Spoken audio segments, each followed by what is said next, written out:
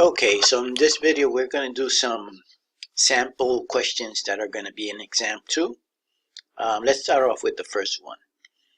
If a fixed asset such as a computer was purchased on January 1 for $8,150 with an estimated life of 5 years and a salvage or residual value of $150, the journal entry for monthly expense under straight line depreciation is... Okay, as usual, I recommend you watch the videos on, before you watch these problems, the videos on the general concepts that I have. For example, I have one on depreciation, different types of depreciation. Okay, so once you watch that video, you'll get to understand what I'm explaining here a little bit better. Or you read from the book, of course, or the PowerPoint slides, and obviously coming to class. Everything has to be done in conjunction.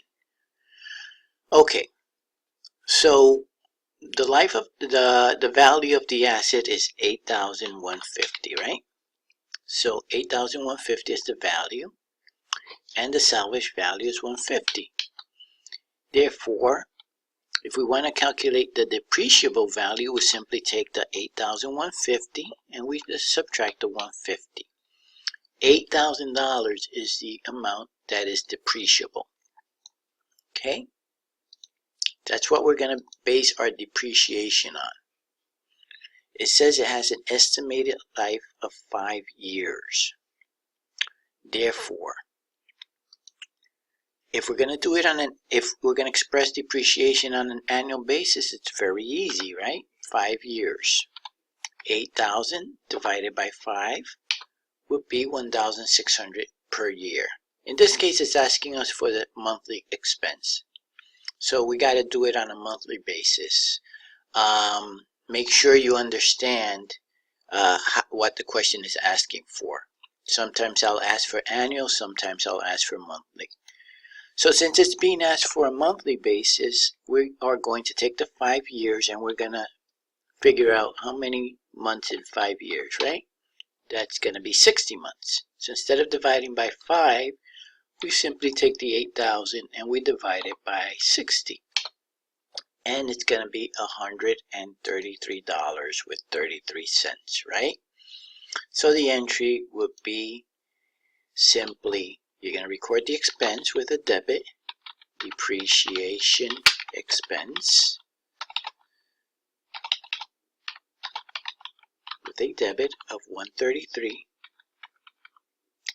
And we are going to go ahead and record the accumulated depreciation, and that would be 133. So that would be the entry. Always the depreciation expense goes up with a debit, and the offset is going to be the contra asset account called depreciation expense. Okay?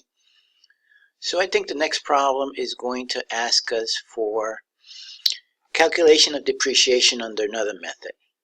This method is going to be the units of production, or the units of output. Let's see. A machine with a cost of $100,000 and an estimated residual value of $10,000 and an estimated life of 5 years or 12,000 hours. Okay? It is to be depreciated by the units of output method. Okay? What is the amount of depreciation for the second full year during which the machine was used for 3,000 hours? Okay?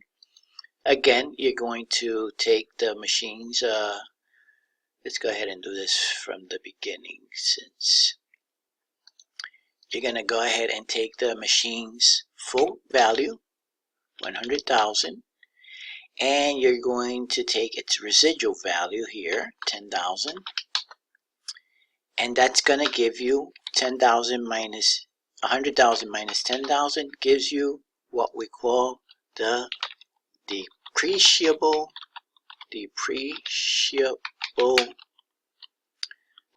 cost.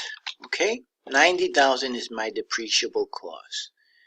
And since we're using the units of output method, we're going to look for units of output, total units of output for the life of the asset. Forget about the 5 years, that's not going to be applicable. Okay, so that information here is not necessary. So first step is going to be calculate a depreciation per total life of hours, right? So if total life hours is expected to be 12,000, I'm going to go ahead and depreciate 90,000 divided by 12,000. Let's see how much is that. Let's expand it. $7.50 per hour used. That's going to be my depreciation. Depreciation per hour used, okay? And it says that in the second full year we use 3,000 hours. So the full depreciation is going to be easier to calculate, right? For that year, you simply take your $7.50 per hour and you multiply it times 3,000. And that's going to be the depreciation for the second full year, okay? What is the amount of depreciation for the second full year during which the machine was used for 3,000 hours? The answer is 22,500. You could put that in dollar terms if you want, because that's $1, right? Okay, let's move on to the third one, which is also going to be another depreciation method. This is going to be the double declining balance method, okay? It says a machine with a cost of 40,000 has an estimated residual value of 5,000 and an estimated life of 5 years, or 18,000 hours. So in this case, this 18,000 hours is not necessary, okay? Don't worry about that. We're not going to use that. What is the amount of depreciation for the second full year using the double declining balance method? Okay, so the first thing that I want to do under this method is calculate what percentage I'm going to apply every year. So the double declining balance gives you a hint as to how we calculate this. It says double. Double of what? Well, it's going to be double of straight line depreciation. So let's take a look at the logic. Let me use 100% here. Sorry, 100%. So under straight line depreciation, if I depreciate 100% of this asset for 5 years, I would be depreciating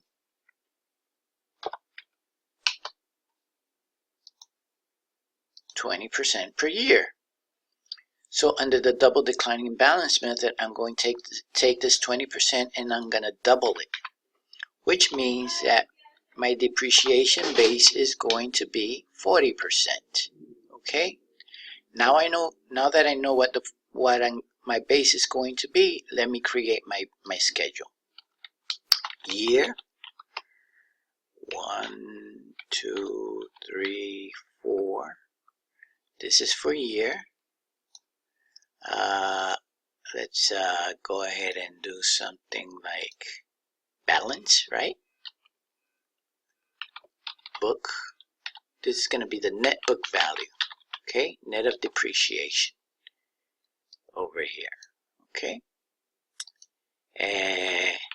Depreciation percent, let's put it that way. And let's put ending. No, let's put depreciation expense and ending book value, okay?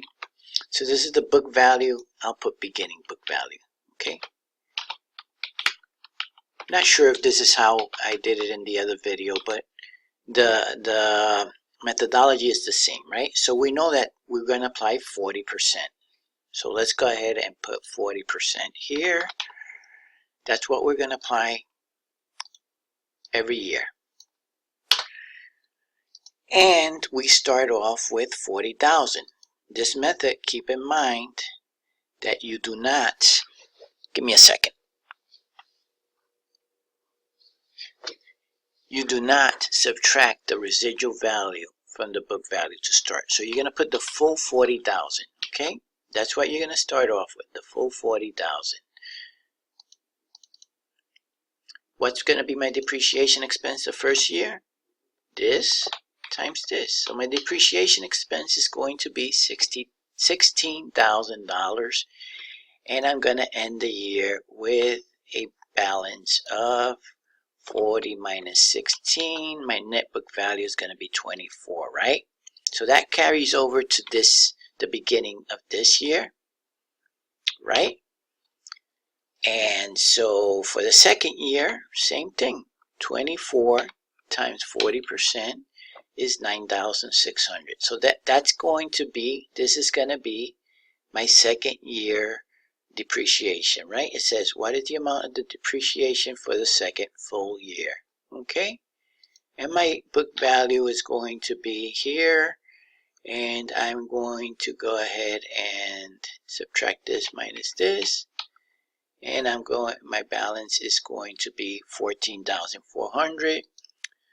I already gave you the answer, but let's just complete the project here. So my beginning is 14,400. My next year's my third year's depreciation is 14,400 times 40%, right? And my ending book balance for the third year is 8,640. Now you can't go below the 5,000 because that's the residual value. Okay, so I come over here. This is going to be my beginning balance over here. And so my next year's depreciation expense is going to be 3,456. If I go like this, subtract this from this, my book balance is 5,184. And then so my fifth year, I have a balance of 5,184, right? If I apply a 40% to it, it's not going to work.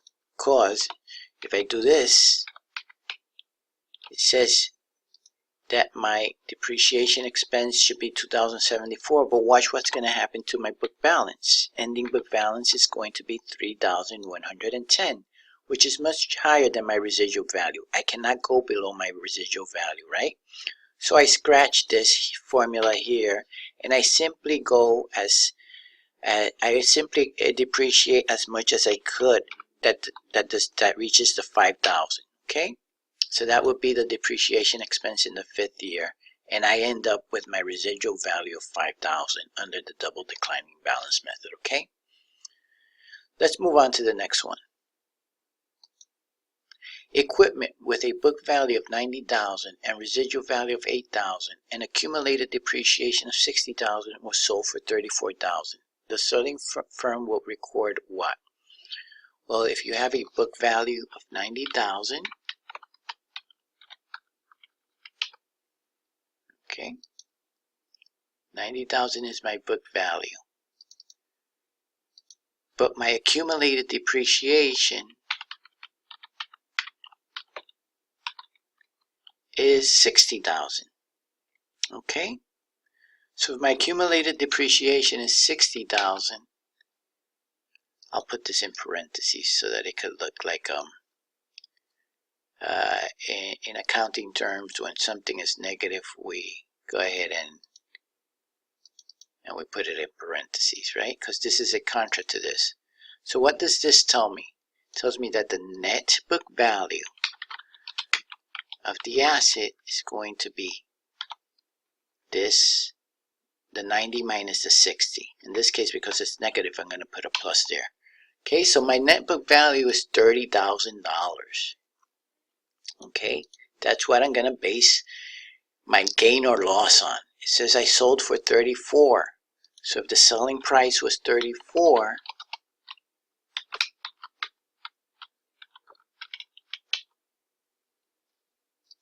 I am going to go ahead and recognize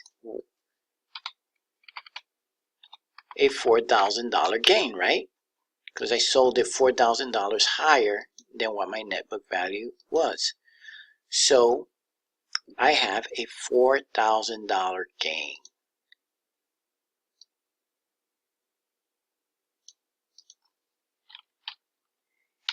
Gain of $4,000,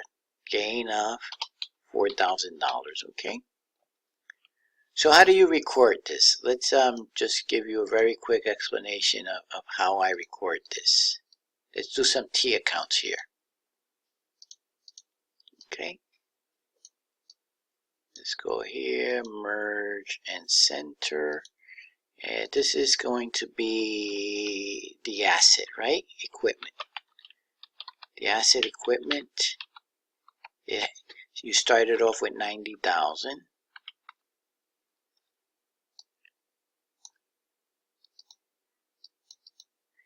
And it had accumulated depreciation of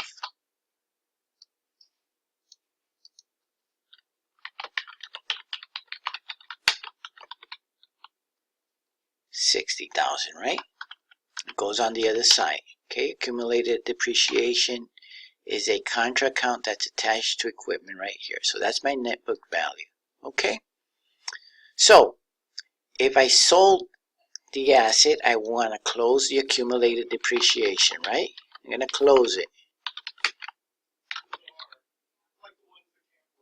So I'm going to close that with a debit on this side, right? 60,000. So I'll put a debit of 60,000.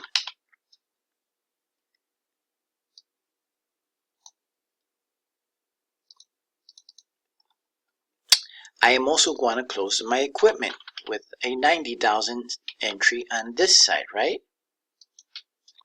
So let's put equipment here as a credit. I'll just put it here, equipment, right? 90,000. We received cash, right, of 34,000. That's what we sold it for. So I'll put cash here of 34,000. That's 90. So this is 94 and this is 90. And you put the gain here. Gain on sale. Well, the difference is $4,000, okay? So the other two accounts, I mean, here, I'll put the other two accounts here just for the sake of it. So cash goes up by 34, right? Assuming we received the full cash, 34. And gain on sale of equipment gets a 4. So what does that do? That closes the equipment and the accumulated depreciation. Now you get your cash and you record your gain on sale on your income statement, okay? Next problem. Apex Company paid $600,000 to purchase all of Avalon Company's assets and liabilities of $300,000, okay? And assumed liabilities. Okay, sorry. Let me read this properly. Apex Company paid $600,000 to purchase all of Avalon Company's assets. And they also assumed liabilities of $300,000 in the purchase, right?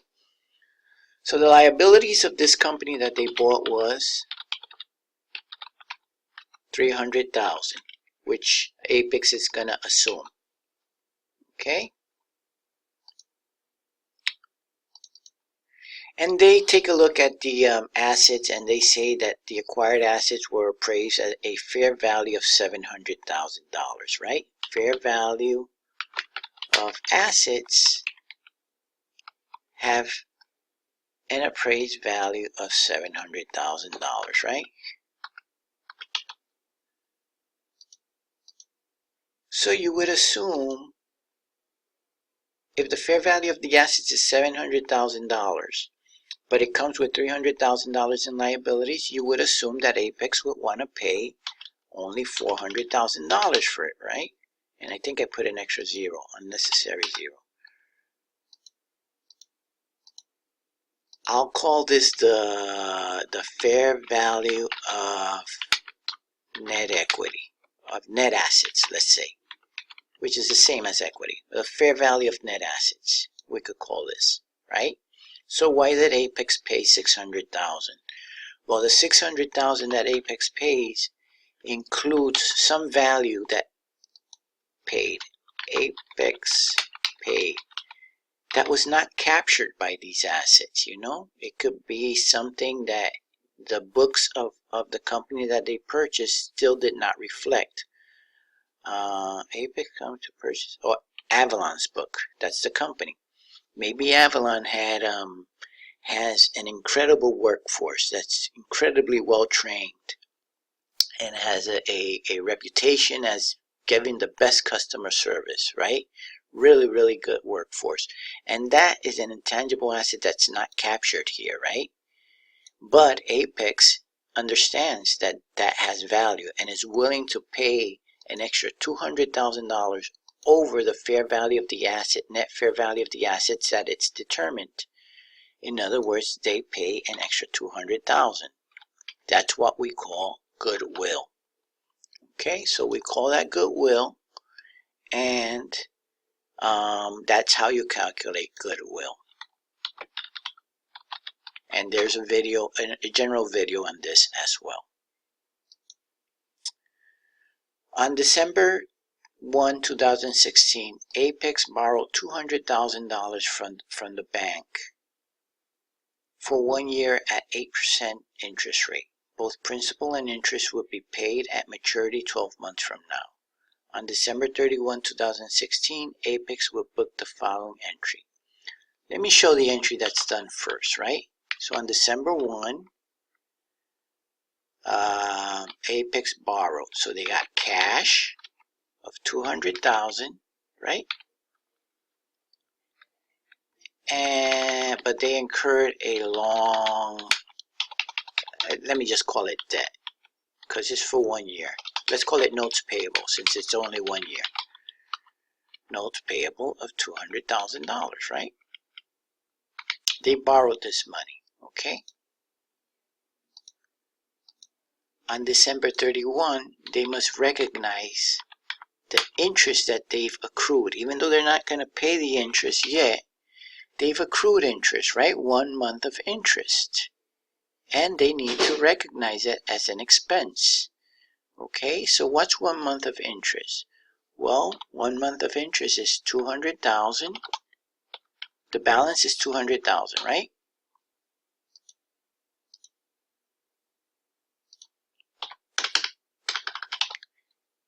And the interest rate is 8%. So on an annual basis, Apex is going to pay $16,000 in interest. On a monthly basis, they will owe $1,333. That's the interest that accrues every month, right? After 1 month, they're going to owe $1,333 in interest. They're not going to pay it till the end, right? 12 months from now. But they still have to recognize the fact that they incurred this, okay? So they're going to book an interest payable of, let's make all the debits on the same, okay, interest payable of $1,333.33. Let's give this, and they are going to, the offset is going to be interest payable, and the offset is going to be, oh god, oh, I'm sorry, now I know why I didn't get it right. Well, because interest payable is a liability. Interest payable goes this way. Sorry, that's why I had me confused. Okay, the offset is going to be interest expense, right? They're going to recognize the expense. I apologize. Every once in a while I get distracted with somebody that stands in front of my office and while I'm doing these videos, okay? So anyways, this is the proper entry. Interest expense is recognized, and you're going to record the payable because you're not going to pay it yet. You're going to pay it 12 months from now along with the principal, okay? Next one. Apex borrowed a $100,000 note at a 4% discount. The annual percentage rate on this note is, okay. When you borrow on a discount, it's very different from the regular terms, okay? If I had $100,000 that I borrowed, okay? $100,000 I borrowed, and I borrowed at 4%. I would have to pay sorry, I would have to pay $4,000, right? And if you do like this, you say that the annual rate is 4%, right? Makes sense, right? But when you borrow at a discount, it's different. What borrowing at a discount means is the following. It means that the face of the note is $100,000, but they're going to go ahead and they're going to discount it by 4%, okay? If they discount it by 4%, they're going to discount it by $4,000, which means that they're going to give you only $96,000. And you must return $100,000, right? So the implicit interest rate is 4%. The implicit interest in dollar terms is $4,000. But what's the rate? You only got 96, you didn't get 100. So to get the rate, you're going to divide the 4,000 by the 96, not by the 100. Okay, notice how it's going to be a little bit higher, 4.17%. Okay, so that would be the annual percentage rate on this note. Bentley purchased $10,000 of goods on terms 310 net 30. The purchase was made on January 1, 2016. If Bentley pays the full amount on January 8th, what will it pay? Okay, so let's do a little schedule here for this one, and I'll explain what the terms mean. Okay, so let's go like this, let's go like this, go like this, and go like this. Okay, so let's say this here is January 1, right? That line represents January 1, and this line represents January 8. Let me put it this way. Let me put it towards here, okay? And this one here represents January 31. Okay. If Bentley purchases, what 310 net 30 means is if Bentley pays within this time period, they could get a 3% discount. This 310 means 3% within the first 10 days. So I got this wrong. It's not 8, it's January 10. Okay? Within the first 10 days, they will get a 3% discount. Otherwise, they must pay the full amount before this, within this time period, okay? So they get a total of 30 days to pay, right? Net 30. Within this time period, they have to pay the full amount. Within this time period, because it says 10 days, so if they did it on January 1, they have from January 1 to January 10 to pay and get the 3% discount. If they paid on January 8th, they paid within this time period. Therefore, they're going to get the 3% discount, which means that they're going to get a discount of $10,000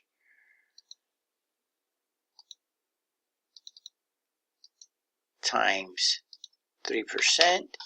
They're going to get a $3,000 discount, right? Or is it 3,000 or 300? Sorry. So all they have to pay is $9,700, okay? So that's the answer to this question. Number 18. NLA Corporation sold 100,000 shares of its common stock with par value of $1 for $5 each. What's the entry that they're going to record? Okay, they sold 100,000 shares, 100, 1, 2, 3, right? And those shares have a par value of $1. That's the par value of the shares. But they sold them for $5. Okay? So let's do the easy transaction first. They say they sold. So how much money did they bring in? Cash. Let's assume they got it in cash. They brought in 100,000 times 5, right? They brought in $500,000. How do we put the offset? Well, they sold equity. We divide the equity into common stock and additional excess of par or additional over par. I'm not 100% sure the exact terminology that's used. This is perfect as long as it makes sense.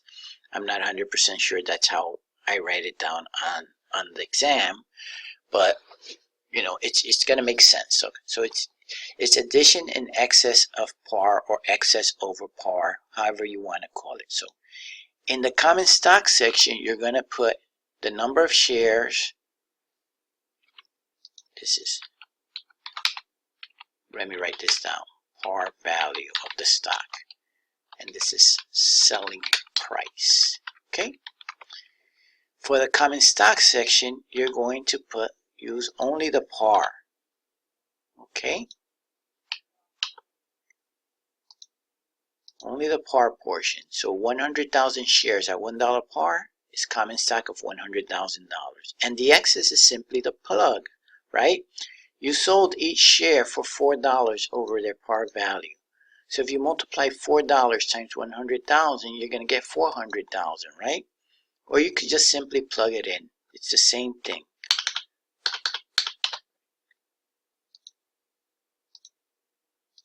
Or if you want to get a little bit more logical, you'll say, okay, I sold it for $5, and that's my $1 was my par, so I sold it at $4 over par. Right? That's the selling price over par. And so you take the 4 and you multiply it by the $100,000. 100,000 shares. Shares sold. Okay? So this would be the proper entry to put in. Let me go in really quick to the exam and take a look at the description that I put in, just so that I could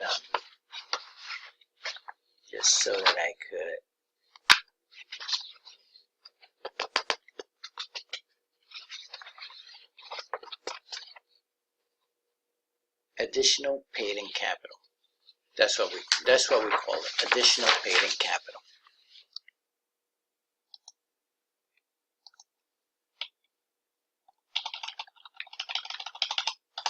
Additional paid-in capital.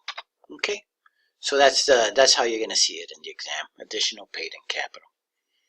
So long as it makes sense, it doesn't. I really don't care. Okay, so that's that one. Next one.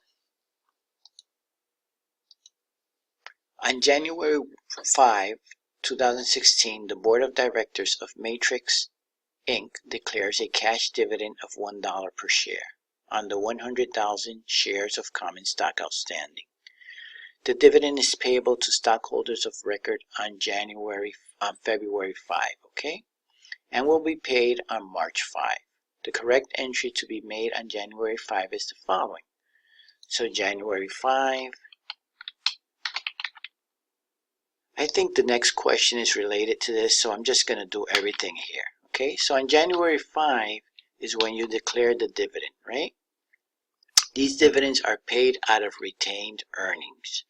So, how much did they declare? $1 per share for 100,000 shares, right? So since you're going to take it out of retained earnings has a credit balance, we're going to go ahead and take it out of retained earnings with a debit of $100,000. Okay? And we haven't paid it yet, right? So we will put it under a liability called dividends payable. Okay? That's a liability, so it has a credit balance. Okay? Says the dividend is payable to stockholders of record of February 5. That's just information that tells me that individuals that hold the stock on February 5 are the ones that are going to get paid. No entry is necessary here. Okay? No entry is necessary.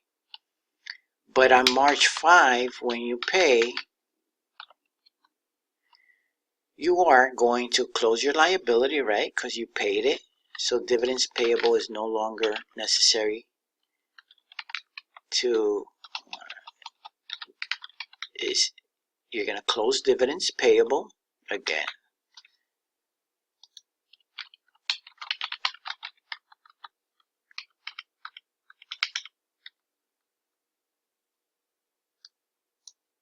You're going to close it. And you're going to go ahead and pay the cash, right? So the cash goes out. So these are the three entries related to that. This is the entry for the next question, right? Because the next question is going to say the correct entry to be made on March 5th. That's the correct entry to be made on March 5th, right? This is the entry for January 5. February 5, no entry necessary, and March 5th, that's the entry. Okay? Says Flores Mills sells $18,000 in merchandise to a customer for cash. The merchandise has a cost of $14,000. And Flores uses the perpetual inventory system, which means that they're going to record the cost of goods sold immediately when they make the sale. What is the complete entry to record both the revenue and expense effects of the transactions? Okay, so let me show the expense effects first, right? First, you're going to recognize cost of goods sold, right? And they sold these goods for the cost of these goods to Flores Mills is $14,000, right? Which means that their inventory went down by $14,000, right? But they also receive revenues in the process, which is good, right? And it says they received cash. So cash went up by, not 14, cash went up by 18,000, right? Because that's what they sold it for. And they recognize the sales revenue of 18,000, okay? If you want to put this, let me copy this. If you want to put them together, you could just simply do this. Do one entry, one big entry with the two debits together and the two credits together. It's the same thing, okay? This one captures both the revenue and the expense, right? Notice how revenue is 18,000, expense is 14,000. So the gross profit on this transaction was $4,000. Good. Next one. Parker uses a periodic inventory system in its beginning inventory. Its beginning inventory was $150,000 and it had an ending inventory of $90,000. Parker had gross purchases for the year of $400,000 and took a total of $50,000 in purchase discounts, okay? What's their cost of goods available for sale and what's their cost of goods sold? Okay, so let's see how we do this. We want to start with beginning inventory, right? Beginning inventory, okay? So Parker started off with $90,000 in beginning inventory, right? It says here, its beginning inventory was $150, so I already wrote the wrong number there. Beginning inventory is $150. Okay. It says it has an ending inventory of $90,000. I don't want to go there yet. Parker has gross purchases for the year of $400,000. So to this beginning inventory, we're going to add purchases. So add purchases was what? $400,000, right? But within those purchases, they took $50,000 of discount. Okay, discounts was $50,000. So in reality, their net purchases were $350. Okay. That's really what they purchased, $350. Let me put them over here. Let me do this, and hopefully you'll be able to. So their net purchases really was 400 minus 350, right? So if they had 150 and they purchased 350, you add these together to get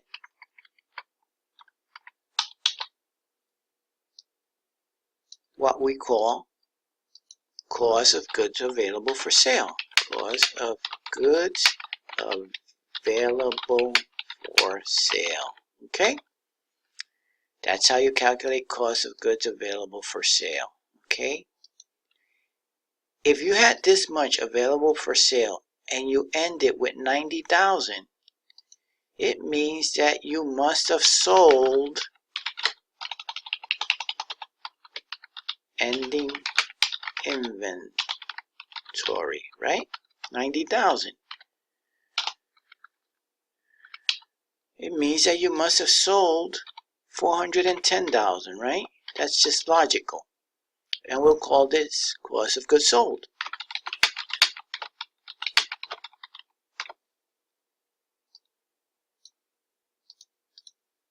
Okay?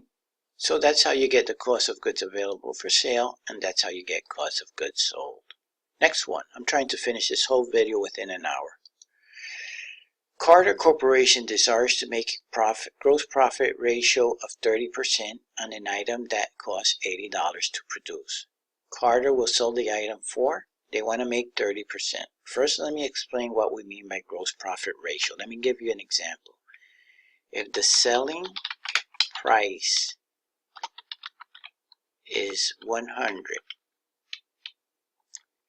and the cost of the product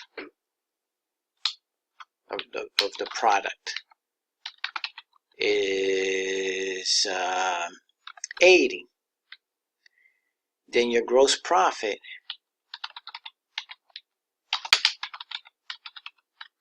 is going to be 100 minus 80 is 20. The gross profit ratio is nothing more than a ratio of profit to sales.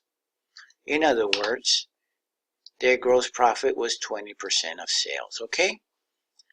Now, sometimes companies know what they spend to make the product, but they're not sure what they want to sell it for, and they could use the desired ratio to come up with that number, okay?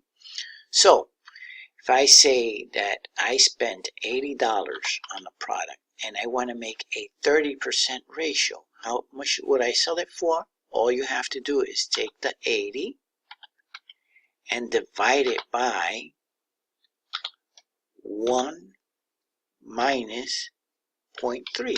In other words, the difference, which would be 0.70.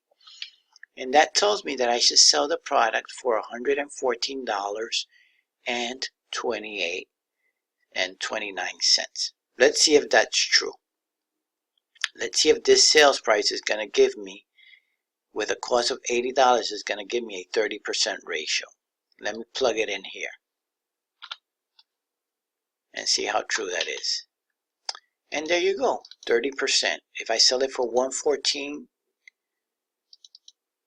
with 29 cents, I'm going to make a gross profit ratio of 34.29, which is 30% gross profit ratio. Okay, so remember the formula is going to be, let's see, that what your cost is 1 minus the desired profit ratio.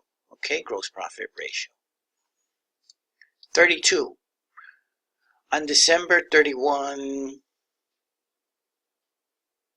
I guess you could read this. On December 31, the Frisbee company had 350,000 shares. I'm trying to expand this because for whatever reason, let me do this. Maybe this will help. There, that helps. On December 31, 2015, the Frisbee company had 350,000 shares of common stock issued and outstanding.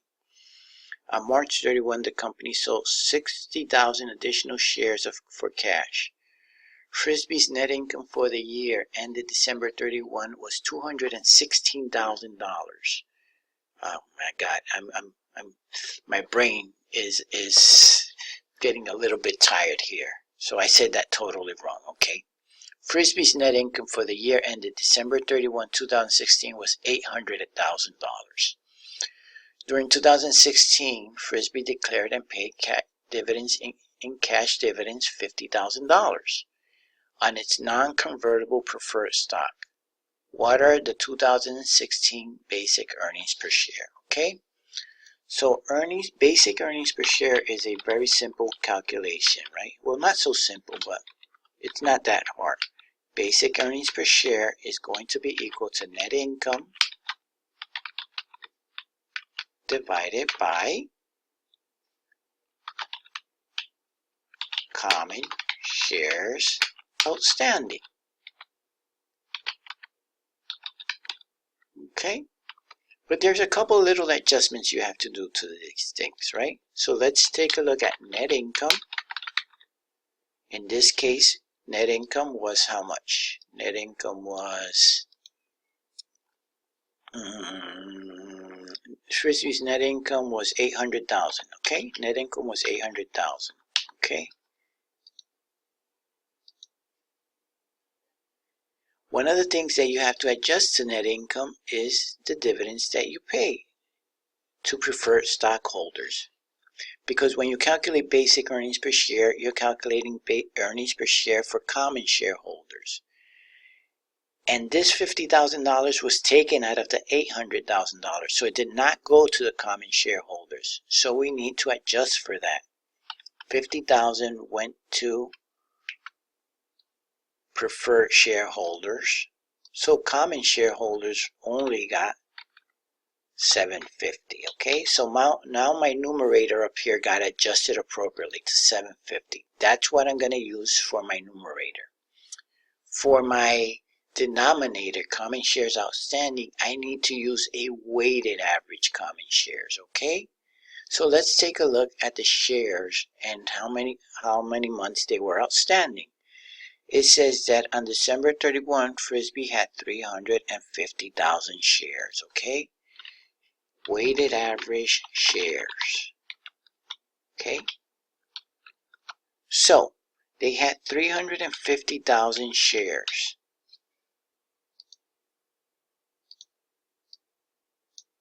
Okay, and that started on January 1. It says on March 31, 2016, the company sold 60,000 additional shares. Okay, so this balance was outstanding for how many months? January, February, and March, for 3 months. After that, they added another 60,000 shares. So you're not going to put 60 here. You're going to put 60 plus 350, which is 410. So now they have 410,000 shares outstanding. And I guess that was outstanding for the full year. Sorry, for the remainder of the year. So for 9 months, that was outstanding. So what's the weight of this 350? The weight of this 350 is going to be 3 over 12, right? And the weight of this 410 is going to be 9 over 12. The video may have different ways to do it. There's various ways that you can do this, okay? But this is the one way that you can do it, right? So this balance has a 25% weight. So we're going to multiply 350 times 0.25. And this balance has a 75% weight, 410 times 0.75. So the weighted, and we add these two and we get the weighted average. The weighted average is 395. Notice how the weighted average is somewhere between these two. It's closer to the 410 because the 410 has a higher weight. So that's going to be the denominator used. Okay, so what's the basic earnings per share? The basic earnings per share is going to be 750 divided by 395. And basic earnings per share is going to be $1.90 per share. Okay, and our last problem in this video says KB Inc. a toy manufacturer sells toys to retail outlets as its main operating activity. On May 16, KB sold one of its manufacturing machines to another toy maker for $40,000, okay? So this is not their main business. They don't sell machines, they sell toys. So you know that whatever they make in profits or losses, it's going to be a gain or a loss, right? If the machine has a net book value of $42,000 and they sold it for $40,000, they had a gain of $2,000, right? How did I get that? Well, they sold it for $42,000. It says it. Whoop, no. It says it has a book value of $42,000 and they sold it for $40,000. So they have a loss of $2,000. Loss of $2,000, right? The book value was $42,000.